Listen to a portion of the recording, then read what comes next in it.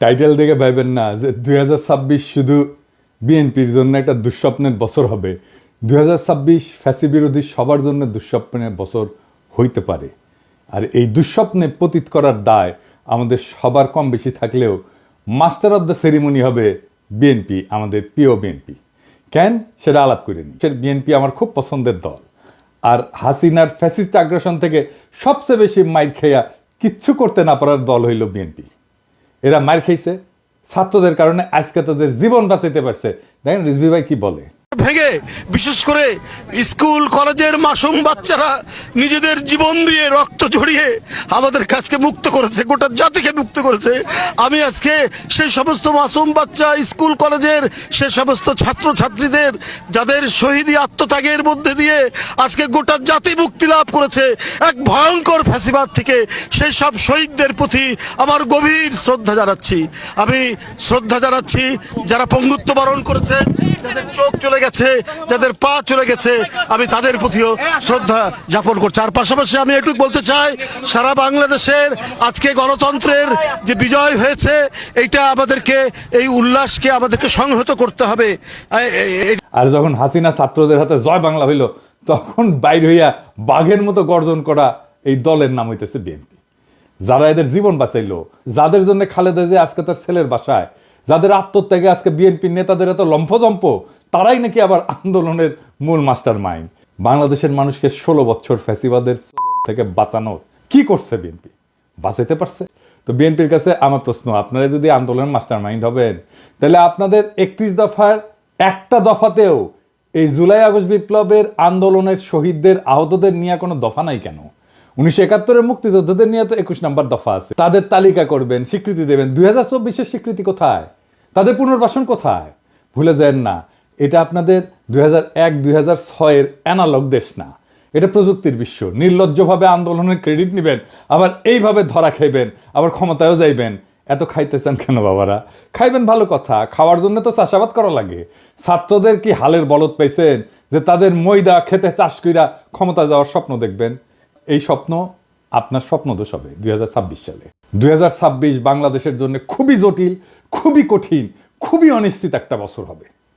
বাংলাদেশের মানুষকে হাসিনা সরকার উন্নয়নের যে মূলা দিছিল, ওই মূলা ক্ষেত দেখা 2021 সালে আমাদেরকে অনুন্নত রাষ্ট্র থেকে উন্নয়নশীল রাষ্ট্রের মর্যাদা দেওয়া হয়েছে। আর এই রাসেলের মতো লোকেরা আপনাদের দলে ভিড়তেছে, নতুন এসালম হয়ে উঠতেছে। বিএনপিতে অলিগার ভিড়তেছে না। এদের টাকা কামানোর একমাত্র উপায় হইল শ্রমজীবী মানুষের শোষণ। এরা তো শ্রমিকদের বেতন দিবে না, কলকারখানায় উন্নত কাজের পরিবেশ তৈরি করবে না, কারণ এইগুলা করলে তো টাকা কামাবে কেমনে? তাই আমরা বিএনপির ক্ষমতায় আসলে জিএসপি প্লাস পাবো না, লিখে রাখেন। আর আমরা ইউরোপিয়ান বাজারে আমাদের যে অ্যাডভান্টেজ ছিল, পণ্যের যে অ্যাডভান্টেজ ছিল, আমরা যে দাম দিতে পারতাম, সেটা আমরা দিতে পারবো না, সেটা হারাবো, লিখে রাখেন। আর একটা চ্যালেঞ্জ হলো 2026 সাল থেকে আমাদের উপর আন্তর্জাতিক কপিরাইট আইনের প্রয়োগ শুরু হবে। এর মানে কি জানেন? সব কিছুরই কপিরাইট আছে, বুঝছাও? সব কিছুর ওই কপিরাইটে ফি দিতে হয়। বইয়ের যেমন কপিরাইট থাকে, আমি অবশ্য বইয়ের কপিরাইটের ফি পাই না, আমি কপিরাইট ছেড়ে দিচ্ছি। সেজন্য দেখেছেন না মেলা বই আবার ছাপা হয়ে খালি বিক্রি হয়, কিন্তু এটা পয়সা কালে আমি পাই না। এইরকম কপিরাইট আছে পৃথিবীর সব জিনিসের উপরে, ওষুধের উপরে আছে। তো এই কপিরাইটের যখন প্রয়োগ শুরু হবে, তখন ওষুধের কপিরাইটের ফি আমরা এখন দেই না, সেজন্য আমাদের দেশে ওষুধের দাম কম। এই কপিরাইট আইন প্রয়োগ শুরু হলে প্রথম ভিকটিম হবে আমাদের ওষুধ শিল্প। আজকে গরিব মানুষ যে ওষুধ 10 টাকা দিয়ে কিনে খাইতেছে, তার দাম হবে 500 টাকা। আমাদের তখন ওষুধ উদ্ভাবনের যে সূত্র, তার জন্য রয়্যালটি দিতে হবে, কপিরাইট ফি দিতে হবে। অলরেডি আসন্ন দাম বাড়ার সাথে মানুষের অভ্যাস তৈরি করে নেওয়ার জন্য IMF ওষুধের দাম বাড়ানোর জন্য পরামর্শ দিছিল এবং ভ্যাট প্রয়োগ করছিল। আমরা দাবরানি দিছি, প্রফেসর ইউনূসের সরকার তাৎক্ষণিক সিদ্ধান্তে বাতিল করছে। আমরা ধন্যবাদ জানাই। অবশ্যই এইরকম জনমুখী সিদ্ধান্ত বিএনপি নিতে পারবে না, কারণ তাদের তো ব্যবসায়ী ক্লাবকে টাকা কামানোর ধান্দা করে দিতে হবে। অর্থাৎ বিএনপি ক্ষমতা আসলে 2026 সালে ওষুধ রপ্তানি বাদ দেন, দেশের মানুষকে কম দামে বা এখনকার দামে ওষুধ সরবরাহ করতে পারবেন না। বিদেশিরা আমাদের যে সহজ শর্তে ঋণ দেয়, সেটা বন্ধ হয়ে যাবে। আমাদের তখন উন্নয়ন বাজেটের ঘাটতি মোকাবেলা করতে বাণিজ্যিক হারে বৈদেশিক ঋণ নিতে হবে। তাইলে বুঝতে পারতেছেন, সুদ দিয়া ঋণ নিতে হবে। ওই টাকাটা আমরা কেমনে পাবো? ওই টাকাটা উপার্জন করবো কত? উপার্জন করে তো সুদ শোধ দিতে হবে। আভ্যন্তরীণ অর্থনৈতিক সক্ষমতা তৈরি করে তারপরে ওই সুদটা শোধ দিতে হবে। এটা কেমনে করবেন আপনারা জানেন? আপনাদের কাউরে তো কোনোদিন এইসব নিয়ে কথা কইতে দেখি না। এসব ফাও মজা করার দিন শেষ। বিএনপির যারা ভাবতেছেন যে ক্ষমতা এসে 16 বছরে ক্ষুধা মিটাবেন, তাদের জন্য এক বালতি সমবেদনা রইল। এইরকম প্রস্তুতি নিয়ে ক্ষমতা আসলে পাবলিক টাইনে নামায় দিবে। এই সংকট মোকাবেলা করার জন্য কি কি করা লাগবে সেটা আমাদের প্ল্যান করা আছে। তার প্রথম পদক্ষেপই ছিল প্রফেসর ইউনূসের মতো বিশ্ববরণ্য ব্যক্তিকে প্রধান উপদেষ্টা পদে বসানো। আলহামদুলিল্লাহ আমরা এটা পারছি, উনি রাজি হয়েছেন। তিনি এমন একজন মানুষ যার আন্তর্জাতিক খ্যাতির কথা বিবেচনা করে বিশ্ব নেতারা আমাদের অভূতপূর্ব সুযোগ দেবেন এবং দিতেছেন। ট্রাম্প সব সাহায্য বন্ধ করে দিলেও রোহিঙ্গা ক্যাম্পে সাহায্য বন্ধ করে নাই। কাদের কারণে? আমাদের সরকারের কারণে, প্রফেসর ইউনূসের কারণে। তো প্রফেসর ইউনূসের এত গুরুত্ব কেন? কারণ যেই মানুষ তার অর্থনৈতিক মডেল দিয়া সারা বিশ্বে দারিদ্র মোকাবেলা করছেন, সেই মানুষের 3-0 কনসেপ্ট, যেটা আমি আগে কইছিলাম, এটা প্যারিস অলিম্পিকের মূল প্রতিপাদ্য বিষয় ছিল। উনি ছিলেন প্যারিস অলিম্পিকের একজন প্রধান ব্যক্তি। সেই মানুষের চেয়ে উপযুক্ত কোনো পার্সোনালিটি কি আপনাদের মধ্যে আছে, যিনি ভারতের আর পশ্চিমের ঠাপ একই সাথে সামলাইতে পারবেন? কারণ বিএনপির কাছে নির্বাচন হইতেছে হরলিক্স, হ্যাঁ, এমনি এমনি খায়। হ্যাঁ, ওই যে দেখেন, আমার ভাই টাকায় 16 আনাই উসুল। আমি তো এমনি এমনি খাই হরলিক্স। বিএনপির নির্বাচন এমনি এমনি চায়, মানে বুঝে না কেন চায়। আসল কথা হইলো বিএনপিকে নির্বাচনের জন্য চিল্লাইতে বুদ্ধি দিচ্ছে তাদের নয়া বন্ধু ভারত। ভারত এখন বিএনপিকে দিয়ে আওয়ামী লীগের পুনর্বাসন করবে আর বাংলাদেশকে তার দাসত্বের অধীনে রাখবে। বিশ্বাস হয় না? দেখেন, মির্জা ফখরুল যখন নির্বাচনের ডাক দেয়, তখন ছাত্রলীগ তাদের বিদেশে পলাতক নেতাদের দিয়ে আন্দোলনের রূপরেখা প্রকাশ করে। ছাত্রলীগের এই সাহস কোথা থেকে আসে আমি জানি না। মায়ের মনে কম খাইছিল। আমি কইছিলাম যে এদের জন্য মায়ের চেয়ে উপকারী আর কোনো ভাইটামিন নাই। এখন বুঝছেন যে ভারত এই পুরা গেমের মাস্টার মাইন্ড। তারা বিএনপির কামলাদের দিয়ে নির্বাচন বইলা কান্নাকাটি করাবে, সামনে আওয়ামী লীগ রাজনীতির মাঠে উকি ঝুঁকি দিবে। আওয়ামী লীগ ঘোষিত কর্মসূচিগুলো পালন করতে গেলে আমার ক্ষুদ্র ভাতা ভগিনীরাই যথেষ্ট। যেই মায়ের 5ই আগস্টের পরে ইউনূস স্যারের দিকে তাকায় দিতে পারি নাই, সে পাওনা শোধ কইরা দিতে হবে। আর বিএনপিরে কইতেছি, ভারত আওয়ামী লীগের সাথে যেই বাসর করতেছে, ওইখানে আপনারা কাবাব মে হাড্ডি, ওইখানে আপনাদের কোনো জায়গা নাই। মজা শেষে ফেলায় দেবে কন্ডমের মতো। ফিরে ভারত এখন ক্ষমতার লজেনচুস দেখাচ্ছে, বুঝছাও? ক্ষমতার লজেনচুস দেখা বিএনপি ওই ক্ষমতার মূলার পিছে যাচ্ছে। তারপরে ওই লজেনচুসের আমও যাবে, সাথে সালাও যাবে।